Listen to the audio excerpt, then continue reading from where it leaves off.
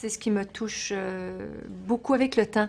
Même si ça fait 5-6 ans que j'ai pas enregistré un album, je me suis dit que ça aurait été quasi normal que les auteurs-compositeurs m'appellent, qui me disent de quoi tu as envie de parler. J'ai l'impression que tu as tout fait depuis 3-4 fois chaque, depuis 30 ans de carrière. Les auteurs-compositeurs m'ont proposé ce projet, ces chansons. Je parle à mon père, c'est celle qui m'a tout appris, et on parle de mes enfants, etc. C'est tellement proche de ma réalité, c'est tellement mon essentiel. On n'a partagé rien de conversation en me disant j'ai envie de parler de ci ou de ça. Wow. Et qu'on me propose, alors je me dis qu'à quelque part, ce livre ouvert que j'ai toujours été, c'est pas vraiment très négatif, tu sais. J'ai été tellement critiquée avec ça, elle raconte tout, elle a des détails puis tout. Mais le fait d'avoir été dans les détails, c'est un choix, d'avoir été transparente finalement. Oui.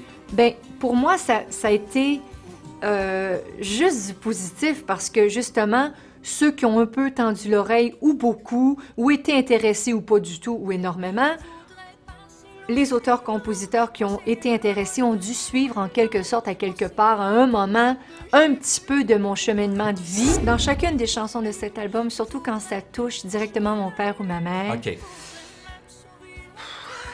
ça a été à un moment donné essayer de contrôler les... Parler à mon père parce qu'il y a un rythme, là. Je voudrais oublier le temps. Tu sais, ça me porte à être léger. C'est pas triste. Le départ des gens, tu sais, Oui. il faut apprendre à vivre avec eux de cette façon-là. Moi, je vais vous dire honnêtement que je n'ai plus besoin de visiter mon père. Il m'habite. Ah, OK.